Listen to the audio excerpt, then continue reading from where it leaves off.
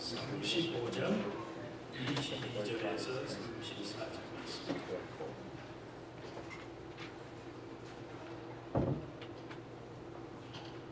자, 찾으셨으면 한 목소리로 같이 읽겠습니다. 아기가 없이 사람을 밀치거나 기회를 엿봄이 없이 무엇을 던지거나 보지 못하고 사람을 죽일 만한 돌을 던져서 죽였을 때에 이는 악의도 없고 해하려 한 것도 아닌즉 회중이 친자와 피를 보복하는 자 간에 이 규례대로 판결하여 보복하는 자의 손에서 살인자를 건져내어 그가 피하였던 도피성으로 돌려보낼 것이요 그는 거룩한 기름 부음을 받은 대제사장이 죽기까지 거기 거주할 것이니라. 그러나 살인자가 어느 때든지 그 피하였던 도피성 지경 밖에 나아가면 피를 보복하는 자가 도피성 지경 밖에서 그 살인자를 만나 죽일지라도 피 흘린 죄가 없나니 이는 살인자가 대제사장이 죽기까지 그 도피성에 머물러야 할 것임이라. 대제사장이 죽은 후에는 그 살인자가 자기 소유의 땅으로 돌아갈 수 있느니라. 이는 너희의 대대로 거주하는 곳에서 판결하는 규례라. 사람을 죽인 모든 자, 곧 살인한 자는 증인들의 말을 따라서 죽일 것이나 한 증인의 증거만 따라서 죽이지 말 것이요 고의로 살인죄를 범한 살인자는 생명의 속전을 받지 말고 반드시 죽일 것이며 또 도피성에 피한 자는 대제사장이 죽기 전에는 속전을 받고 그의 땅으로 돌아가 거주하게 하지 말 것이니라. 너희는 너희가 거주하는 땅을 더럽히지 말라. 피는 땅을 더럽히나니 피 흘림을 받은 땅은 그 피를 흘리게 한 자의 피가 아니면 속함을 받을 수 없느니라. 너희는 너희가 거주하는 땅, 곧 내가 거주하는 땅을 더럽히지 말라. 나 여호와는 이스라엘 자손 중에 있음이니라. 아멘. 우리 찬양대 특별 찬양이 있겠습니다.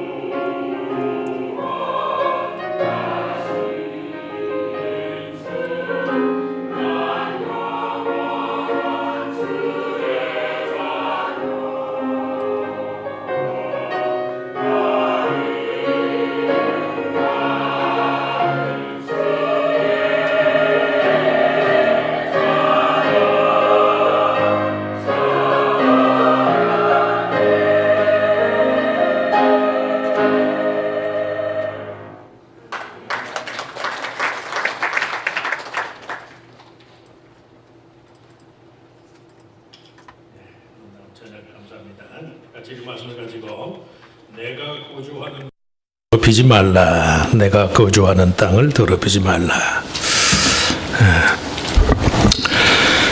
시간과 공간 중에 무엇이 더 상위 개념이냐라고 묻는다면, 신앙인이라면 당연하게 공간에 대한 체험이 시간의 의미를 결정합니다.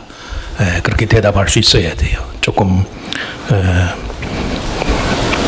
어려울지 모르지만 이해하시고 들으시기 바랍니다. 공간에 대한 체험이 시간의 의미를 결정한다.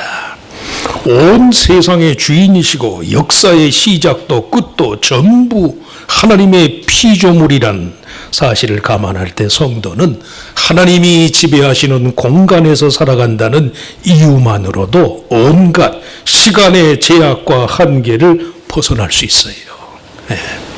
베드로 후서 3장에 보면 사도 베드로가 사랑하는 자들아, 주께는 하루가 1000년 같고 1000년이 하루 같다는 이 한 가지를 잊지 말아라. 주의 약속은 어떤 이들이 더디다고 생각하는 것 같이 더딘 것이 아니라 오직 주께서는 너희에 대하여 오래 참으사 아무도 멸망치 않고 다 회개하기에 이르기를 원하시느니라. 하루가 1000년 같고 1000년이 하루 같다라는 말이 뭘 뜻하겠어요? 하나님 앞에서 사는 성도는 시간의 의미를 초월한다는 말씀이에요. 그러시길 축원합니다. 내가 나이가 많고 천만에요. 주의 청년이라고 그랬는데 주의 청년. 뭐 시간이 그리 대수인가요? 믿음의 공간에서 사는 성도의 전혀 다른 유형의 시간 개념을 일컫는 말씀이다. 다른 시간 속에 살아요. 실제로 헬라 사람들은 시간을 두 종류로 구분한다고 그랬잖아요. 흘러서 지나가 버리는 시간이 있고 하나님 안에서 내게 다가오는 시간이 있고, 그런 섭리 속에서 우리가 살아야지요. 흐르는 시간이야 뭐 물처럼 흐르는 거지만 하나님의 때는 은혜 안에 정해져 있으니까. 특수 상대성 이론을 발견한 아인슈타인은 물질이 빛의 속도가 얼마인지 아시나요? 광속이라고 그러죠. 광속. 1초에 30만 킬로. 정확하게 29만 9,792.458m. 1초에 30만 킬로를 가는 게 빛의 속도예요. 빛이. 그 광속도로 물질이 달리게 되면 시간은 멈추고 시간의 길이라는 개념 자체의 의미가 없어지고 만다. 당연한 거지요. 당연한 거죠. 하나님이 주는 영감이 그렇잖아요. 젊어서는 이 말씀이 무슨 말씀인가 도대체 이해를 못했는데 나이 먹고 나니까 하나님의 말씀의 세계가 열리니까 하늘나라가 여기 있는 것만 같고, 다 그런 경험들 하시길 축원합니다. 말씀 안에서 하나님이 시 공간을 초월해서 내게 다가오는 그런 하나님을 만나야지요. 이 아인슈타인이 유명한 아인슈타인의 유머가 있어요. 아인슈타인 즐기던 유머인데, 한 남자가 차를 수리하러 갔는데 수리공이 차는 고치지 않고 한참을 차를 찬찬히 살펴보더래. 그러더니 수리공이 차를 한번 세게 발길질해서 걷어차더래요. 그러니까 차가 멀쩡하게 굴러가더래. 차 주인이 흐뭇해하자 수리공이 1940년대 그 당시에 $25의 청구서를 요구했대. 그때는 $25가 굉장히 큰 돈이었잖아요. 야, 백길질을 팔길질 한번 하고 무슨 차를 $25를 청하나. 기차 주인이 항목별로 청구서를 가져와 봐라. 그랬더니 발길질한 값이 25센트, 발길질한 장소를 발견한 비용이 $24.75. 그렇게 견적서를 냈더래. 발길질이 중요한 것이 아니라 어디다가 발길질을 할 거냐, 이게 중요하다는 거예요. 어디다가 발길질을 할 거냐. 헛걸음할 때가 많잖아요. 히브리서에 있는 말씀처럼 네 다름질하는 것이 허공을 향하는 것처럼 할 때가 많잖아요. 하나님의 공간 안에서 살아야 한다는 말씀이에요. 이 아인슈타인이 믿는 사람은 아니지만 생전에 죽음의 의미가 당신한테 뭐요? 죽음의 의미에 대한 그의 견해를 묻는 많은 사람의 질문에 대해서 아인슈타인은 내가 죽는다는 것은 아인슈타인이 바이올린을 좋아하고 모차르트를 좋아했으니까 모차르트 음악을 더 이상 들을 수 없게 될 뿐입니다. 내게 있어서 죽음은 그런 것뿐입니다. 그러더래. 삶을 온전하고 영원한 의미로 가득한 장소, 하나님의 은혜의 공간에서 사는 것이 중요하다. 그 유명한 시편 84편, 주의 궁전에서 한 날이 다른 곳에서 천날보다 나은즉 악인의 장막의 거함보다 내 하나님 문지기로 있는 것이 좋사오니. 그러실 수 있길 바랍니다. 제대로 하나님이 계시고 하나님이 임재하는 공간에 있으면요, 문제될 게 없다는 말씀이에요. 가나안 땅에 들어가거든 모두 6개의 도피성을 만들고 고의가 없이 살인을 범한 자들이 복수의 희생양이 되지 않도록 하신 오늘 본문의 말씀의 취지도 바로 여기 있어요. 인생이 창조주 하나님을 도피성으로 삼아야 한다는 말씀이, 하나님의 임재의 자리에 성도가 살아야 돼요. 그러면 어떤 식으로든 하나님의 돌보심을 힘입는단 말씀이에요. 인생이 창조주 하나님을 도피성으로 삼는 식의 삶을 살기 위해서 첫째, 매사에 삶의 어두운 부분들에 대한 하나님 편의 이해를 가져라. 자기 삶의 어두운 부분에 대한 하나님 편의 이해를 가져라. 사람을 죽인 일에 있어서 고의성이 있는지 여부를 따져서 고의적으로 죽이지 않는 사람들을 보호하기 위한 제도적인 안전장치와 같은 것이 도피성 제도의 표면적인 의미예요. 고대 사회에서 살인 행위가 그만큼 잦은 탓도 있지만 중요한 점은 그런 인생의 한계 상황에 대해서까지 창조주 하나님의 주권적인 섭리에 따르는 삶을 살아라. 그런 인생의 한계 상황. 살인을 하였다면 말이 살인이죠. 어쨌든 간에 고의든 고의가 아니든 간에 자기 실수로 사람이 죽었다면 얼마나 대단한 일이에요. 아직 제가 사람을 죽인 적이 없어서 모르겠지만 선진국과 개발도상국의 차이, 여러 가지 기준이 있겠지만 선진국과 후진국의 중요한 차이가요, 생활하수나 오물과 같은 더러운 것을 얼마나 진지하고 위생적으로 다루는가.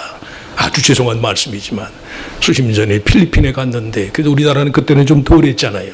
공항에 내리자마자 하수구 냄새가, 그냥 마닐라 공항에 내리자마자 하수구 냄새가 진동을 하더라고.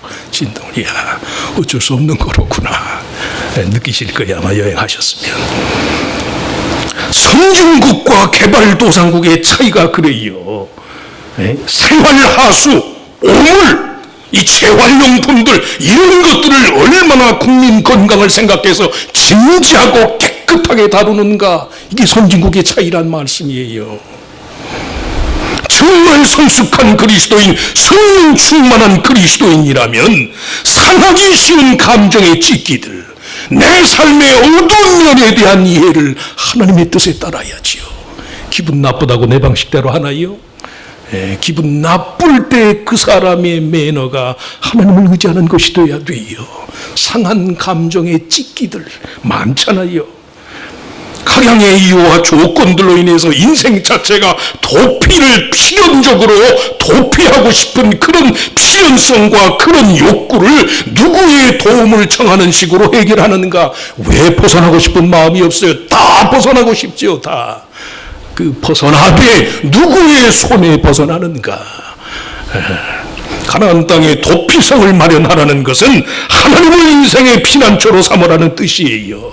은밀한 장소를 택하는 식으로 하지 말고 하나님과 사람 앞에서 당당하게 공개적으로 성을 쌓는 식으로 해라. 성을 쌓는 식으로. 공공장소에서 교인들이 모여서 미팅하다가 기도한다 치면 물론 매너를 지키는 건 좋지만 남이 볼까 봐 그냥 후딱 감사합니다 하면, 그리고 식사하는 분들 계시더라고요. 그러지 마세요. 시끄럽게 소리내서 할 필요는 없지만 정식으로 기도하시라고. 기도. 하나님 감사합니다. 우리 조가 모여서 식사하게 하시니 감사합니다. 건강하게 해주시고, 그만큼 자기 삶의 불행하고 불안한 삶의 여지들을 하나님 앞에서 믿음으로 맡기는 식으로 감당을 해라. 감당을. 내 삶의 어두운 부분들을 대하는 태도가 어떤가를 보면 그 사람의 믿음의 진정성을 알아요. 말씀한 것처럼 어렵고 힘들 때를 위해서 하나님이 계신데, 성도들이 교회 생활하다가도 정말 어려울 때는 하나님 앞에 안 나오더라니까요. 자존심 생각하고 체면 생각하니까 하나님을 자존심 수준으로 믿었나요? 신앙이 자존심밖에, 그 레벨밖에 안 되나요? 믿음하고 자존심이 같은 레벨이에요. 차원이 다른데, 차원이. 웬 자존심이야, 자존심은. 차원이 다르잖아요, 차원이. 어떻게 신앙을 자존심 따위에 비유를 하나요? 어려울고 내 삶에 어둡고 슬프고 아픈 감정, 상한 감정이 있을 때 하나님, 이때를 위해서 하나님이 나를 부르시지 않았습니까? 어려운 때를 위해서 하나님이 내게 약속하지 않았습니까? 그러고 힘을 내고 하나님을 사모해야지요. 숨지 말란 말씀이에요. 도피성을 마련하되 은밀하게 하지 말아라. 레위인의 몫으로 정해진 성읍을 11지파가 다 보는 앞에서, 여기가 도피성이다, 여기가. 그리고 그 안에서 하나님과 함께 살아라. 가나안에 쌓을 도피성이 비록 고인은 아닐지라도 살인자들을 위한 시설이라는 점이 중요해요. 애굽 사람들이 섬기던 신들이 온통 죽음의 신이었거든. 430년간 이스라엘이 애굽에서 종살이하면서 애굽 사람들이 섬기던 사후세계의 신들을 저들이 믿었잖아요. 그 사후세계의 지배자들이라는 점을 감안할 때 살인으로 인한 죽음의 위협이 다스리는 그런 삶의 현장까지도 기꺼이 생명의 원천이신 창조주 하나님의 지배의 공간에서 살아라. 사람을 죽여보지 않아서 모르겠지만 얼마나 두려울 거예요. 얼마나 불안할 거예요. 얼마나 죄책감이 들 거예요. 그 감정까지도 하나님 앞에 가져와라. 극단적이긴 하지만 믿으시면 아멘. 주 여호와를 인생의 피난처로 삼고 그의 돌보심 가운데 살아가는 성도의 삶 속에서 죽음은 결코 그 시간적 의미의 완성을 이루지 못한다. 끝이 아니란 말씀이에요. 끝이. 내 눈 감으면 끝나기 천만해요. 천만해요. 자식들이 있고 이웃이 있고 교회가 있는데 돌아가셔도 주님 안에서 돌아가셔야지. 마지막 순간까지 예수 믿으면서 가셔야지. 잘 믿다가 막판에 가서 이게 끝놓는 분들이 많아요. 그러지 마시라고. 마지막까지, 마지막 중요한 순간까지 내 달려갈 길을 다 마치고 믿음을 지켰으니, 바울의 말처럼 죽음이 시간의 끝이 아니란 말씀이 얼마든 속량할 수 있고 그 의미상의 위험으로부터 성도를 능히 벗어나게 할 수 있어요. 도피성이라는 말 자체가 물에 잠긴다, 기절한다, stunted, be stunted down, 기절한다, 그런 의미를 담고 있어요. 도피성. 인생 자체의 어두운 면들, 절망스러운 면들에 대한 소위 기절이 필요해. 기절이. 그 시간 하나님께 맡기는 거예요. 자존심 체면 때문에 난 못합니다. 잠깐 기절하시라고.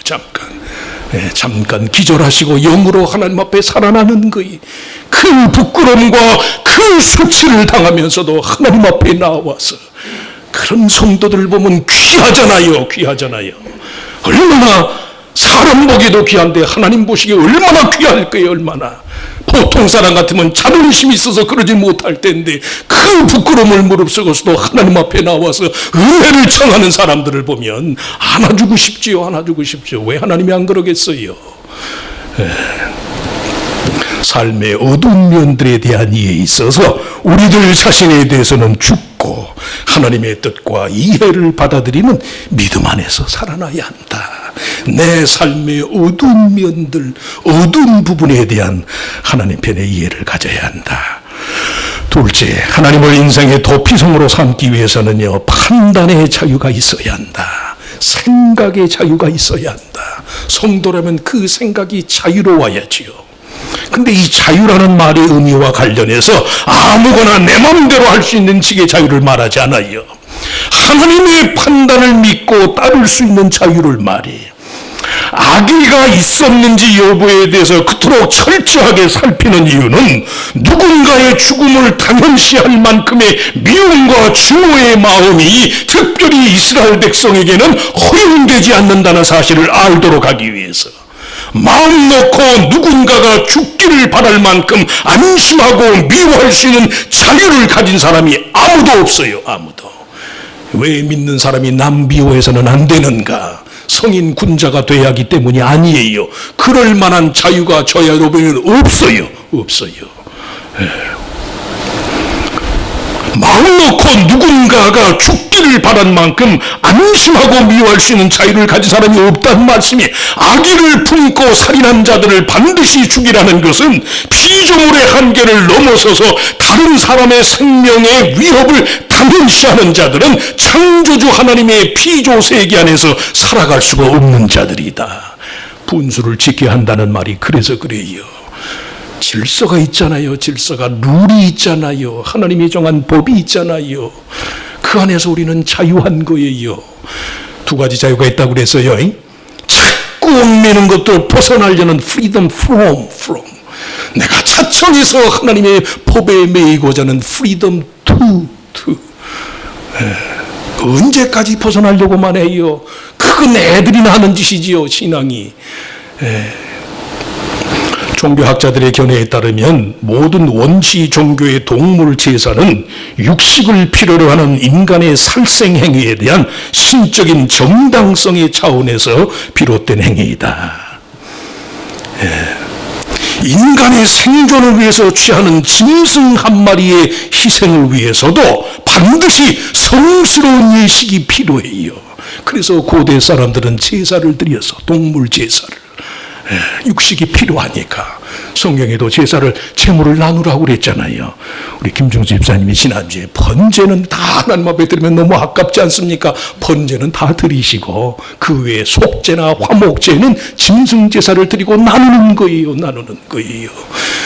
동물을 먹어야, 육식을 먹어야만 하잖아요. 동물성 단백질이 필요하니까 그 사소한 동물 하나를 음식으로 취하는 것도 종교의 이름으로 하는 것이 그게 인간의 본성이잖아요.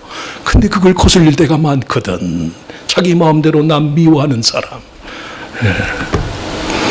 인간의 생존을 위해서 취하는 짐승 한 마리의 희생을 위해서도 그런 예식이 필요하거든. 하물며 인간이 또 다른 인간에 대한 미움과 살생을 감행하는 그 일과 관련해서 일체의 자의적인 판단은 있을 수가 없다는 말씀이, 고의로 누군가를 죽인 경우에 대한 하나님 편의 보응과는 별도로 악의가 있었는지의 여부를 가리는 과정에서 인간은 함부로 다른 사람을 미워하는 자유를 누릴 수 없는 피조물에 불과한 자이구나.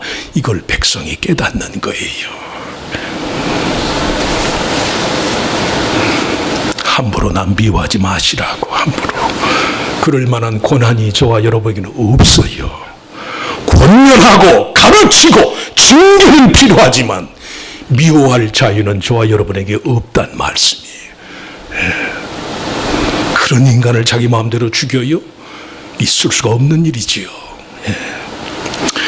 2년 전 한국에서 번역돼서 아주 선풍을 일으킨 그런 인간관계 향상을 위한 심리학적인 그런 제안을 담은 미움받을 용기라는 책이 있어요. 믿는 사람도 한번 사서 한번 읽어보시면 좋을 거예요. 일본에서도 아주 많이 팔렸고. 미움받을 용기, 일본 고카우 미다케, 기시 마이치로라는 두 분이 쓴 책인데, 누군가의 삶 속에서 과거에 입은 마음의 상처가 현재 일어나는 불행의 원인이 됩니다. 그게 일관된 심리학적인 그런 견해였어요. 근데 이게 소위 트라우마 이론이라고 부르기도 하고, 나한테 트라우마가 있어서. 이 책에서는 트라우마를 인정하지 말래.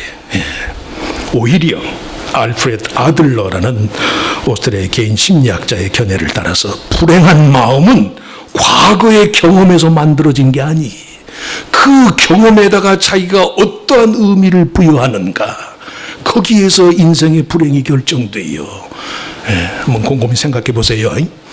내 삶이 현재 불행한 것이 내 과거에 불행한 일이 있어서 불행한 과거 때문에 내가 불행한 게 아니라는 말씀이, 그 일을 자기가 어떤 의미로 이해하고 받아들였는가, 그건 무슨 말씀이에요? 상처가 우리를 힘들게 하는 게 아니에요.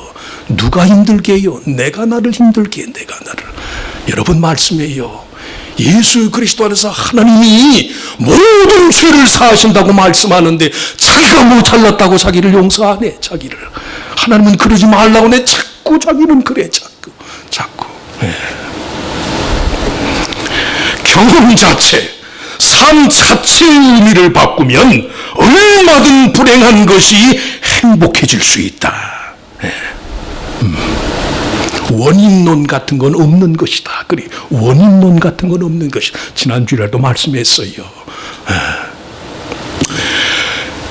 5가지, 책의 내용이 5가지로 되어 있는데 그 내용마다 전부 이 삶의 원리와 같아. 첫째는 트라우마를 부정해라. 트라우마가 어디 있어요? 은혜로 3년에 받아들이면 사도 바울처럼 내 육체의 가시, 사단의 가시까지도 하나님이 나를 겸손하게 하기 위해서, 하나님의 일을 더 잘 감당하기 위해서 하나님이 내 육체에 사단의 가시를 주었다. 바울이 말한 사단의 가시가 뭔지 아세요? 조금 경망스럽긴 하지만 간질병이었을 것이다. 이해하시고 들으세요. 그것까지도 어떻게 내가 그걸 믿음으로 받아들이냐에 따라서 은혜의 수단이 될 수 있다니까. 은혜의 수단이 다 공공연하게 알려진 얘기예요. 세들백 교회를 담임하시는 리그 워렌 목사님이 간질병 환자예요. 그 양반 설교하실 때 항상 부목사 2사람이 양쪽에 대기하고 있어요. 언제 쓰러질지 모르니까. 그런데도 미국의 정계문학의 예술계를 통틀어서 미국에서 제일 영향력 있는 21세기 개신교 목사가 리그 워렌 목사잖아요. 간질병 환자라니까. 공공연한 사실이에요. 뭐 트라우마가 있어요. 트라우마가. 그리스도 안에서 거듭나면 내 전부가 하나님의 것인데 웬 트라우마야. 웬 트라우마. 트라우마를 부정해라. 그 아무것도 아닌 것이다. 모든 고민은 관계에서 비롯된다. 존재론이요 실질적인 건 없어요. 관계는 다 상대적인 거니까.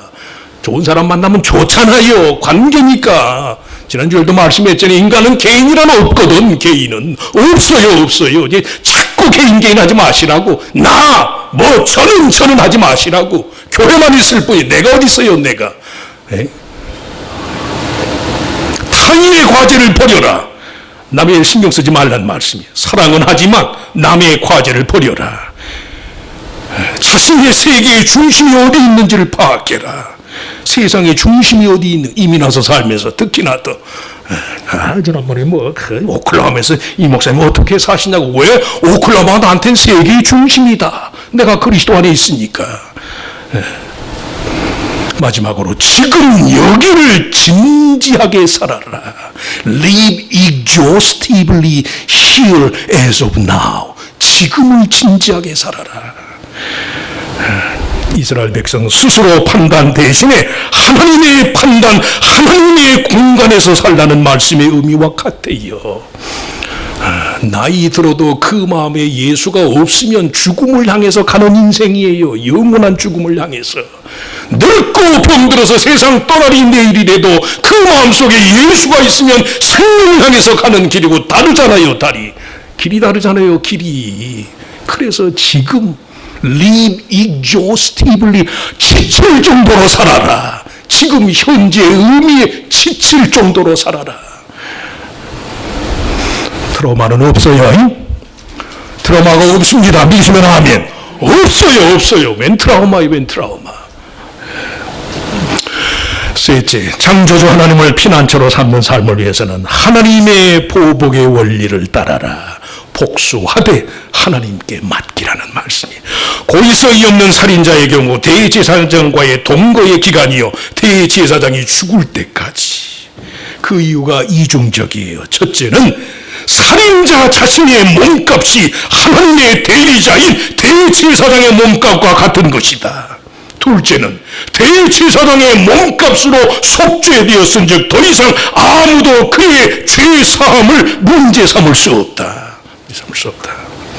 도피성 안에 있는 자나 밖에서 보복 기회를 찾는 자들에게나 모두 도피성은 하나님의 절대 주권을 말하니까 인간은 아무도 그 이상도 그 이하도 갖거나 자유로울 수 없단 말씀이, 죽음의 권세를 포함해서 모든 인생의 죄와 사망의 여지를 사하시는 창조주 하나님이 나와 함께 하시는 한 삶의 모든 최종적인 판단 기준은 하나님의 몫이다. 하나님의 몫.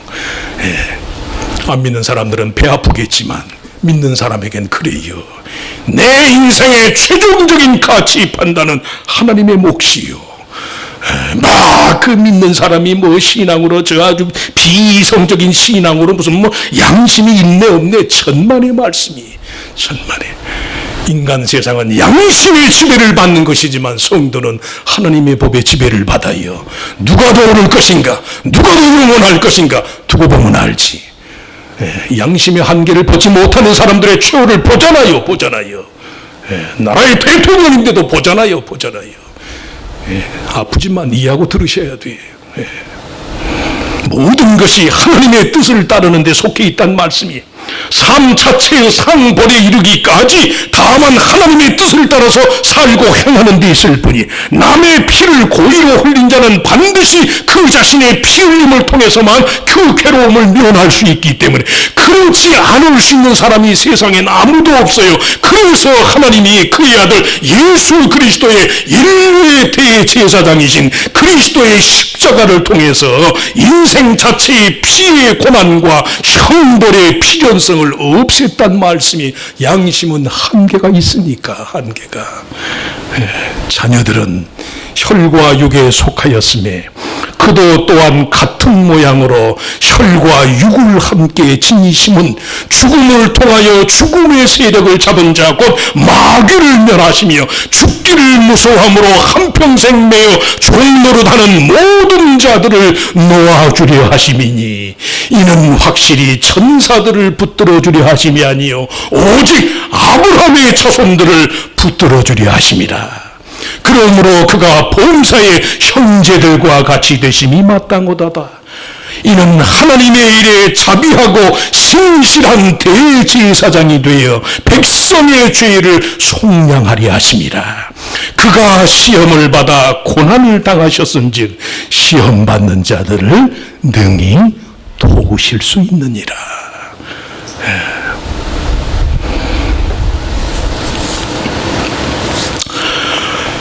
러턴에 있는 윤 목사님이 지난주에 날이 하도 더워서 그런가 저한테 19금 유머를 하나 보내셨더라고. 19금 유머야.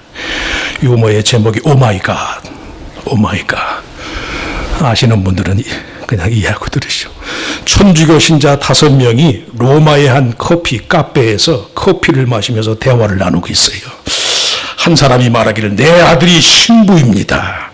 그 애가 나타나면 사람들은 father라고 부릅니다. 신부를 father라고 부르니까.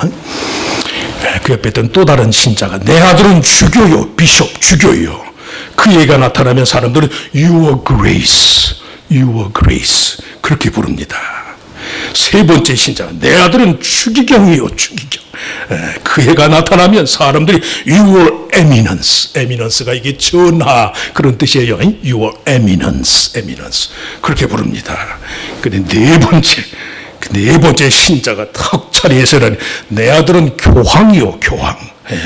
그 애가 나타나면 사람들은 허리를 쓰고 your holiness, 교황 앞에서 다 그러잖아요. 상전, 성전, 그런 your holiness. 그런데 네 사람이 마지막으로 다 남은 5번째 사람 한 사람을 쳐다봐. 4명의 신자들이 자랑스러운 표정으로 5번째 신자를 쳐다보더래. 마지막으로 그 신자가, 저에게는 딸이 하나밖에 없습니다. 근데 그 딸의 바디 사이즈가 38, 24, 36. 그래서 그 애를 보면 사람들이 오마이갓